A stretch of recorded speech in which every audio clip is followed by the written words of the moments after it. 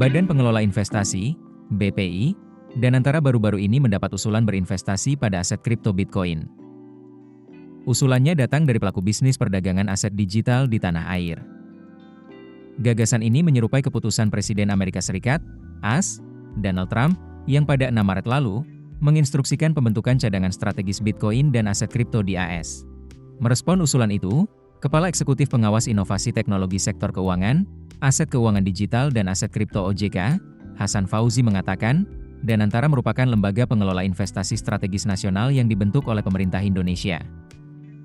Lembaga ini bertugas mengonsolidasi dan mengelola investasi milik negara, terutama aset-aset BUMN, dengan tujuan untuk mendorong pertumbuhan ekonomi nasional secara berkelanjutan dan efisien. Menurut dia, pengelolaan aset negara itu tidak bisa dilakukan sembarangan.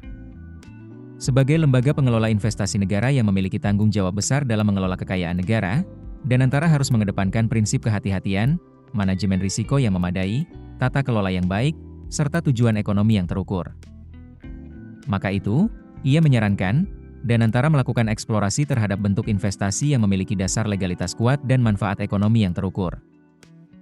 Salah satunya adalah pendanaan untuk tokenisasi Real World Asset, RWA, yang memiliki underlying jelas dan potensi ekonomi konkret. OJK siap mendampingi langkah-langkah inovatif yang dilakukan oleh lembaga seperti Danantara. Namun, semua bentuk eksperimen keuangan digital harus tetap menjaga stabilitas sistem keuangan nasional. Sebelumnya, pakar digital, Anthony Leong juga sempat mendorong wacana ini. Ia menggunakan dasar langkah Amerika Serikat, AS, yang tengah mengkaji rencana pembentukan strategik Bitcoin Reserve sebagai dasar pandangannya.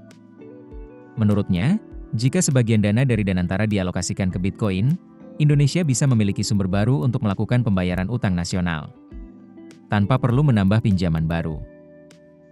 Ia memandang, investasi dalam Bitcoin bisa memberikan keuntungan besar, jika pengelolaannya berjalan berbarengan dengan regulasi yang tepat. Sehingga, bisa menjadi solusi inovatif dalam memperkuat cadangan keuangan negara. Investasi langsung pemerintah pada Bitcoin dan aset kripto bisa menjadi kebijakan fiskal yang terbilang baru. Berbagai pemerintahan seperti AS, Cina, dan Britania Raya memang memiliki aset Bitcoin senilai triliunan rupiah. Namun, semuanya merupakan hasil penyitaan terkait kasus pelanggaran hukum.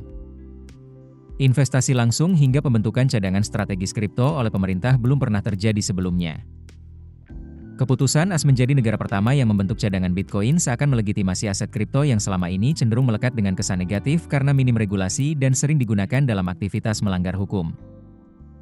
Kabar pembentukan cadangan Bitcoin tersebut menjadi sentimen positif yang meningkatkan euforia dan publisitas yang saat ini kembali melanda pasar aset kripto.